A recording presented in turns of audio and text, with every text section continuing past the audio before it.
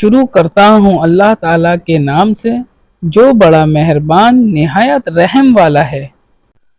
حدیث شریف، جب نبی کریم صلی اللہ علیہ وسلم کے مرض میں شدت ہو گئی تو آپ صلی اللہ علیہ وسلم نے فرمایا کہ میرے پاس سامان کتابت لاؤ تاکہ تمہارے لیے ایک تحریر لکھ دوں تاکہ بعد میں تم گمراہ نہ ہو سکو۔ اس پر عمر رضی اللہ عنہ نے لوگوں سے کہا کہ اس وقت آپ صلی اللہ علیہ وسلم پر تکلیف کا غلبہ ہے اور ہمارے پاس اللہ کی کتاب قرآن موجود ہے جو ہمیں ہدایات کے لیے کافی ہے۔ اس پر لوگوں کی رائے مختلف ہو گئی اور شور و غل زیادہ ہونے لگا۔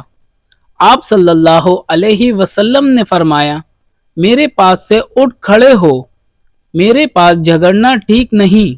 اس پر ابن عباس رضی اللہ عنہ یہ کہتے ہوئے نکل آئے کہ بے شک مصیبت بڑی سخت مصیبت ہے، وہ چیز جو ہمارے اور رسول اللہ صلی اللہ علیہ وسلم کے اور آپ کی تحریر کے درمیان حائل ہو گئی۔ صحیح بخاری حدیث نمبر 114۔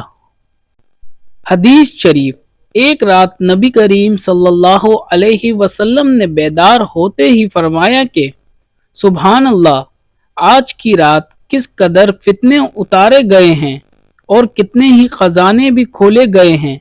ان حجرے والیوں کو جگاؤ، کیونکہ بہت سی عورتیں جو دنیا میں باریک کپڑا پہننے والی ہیں وہ آخرت میں ننگی ہوں گی۔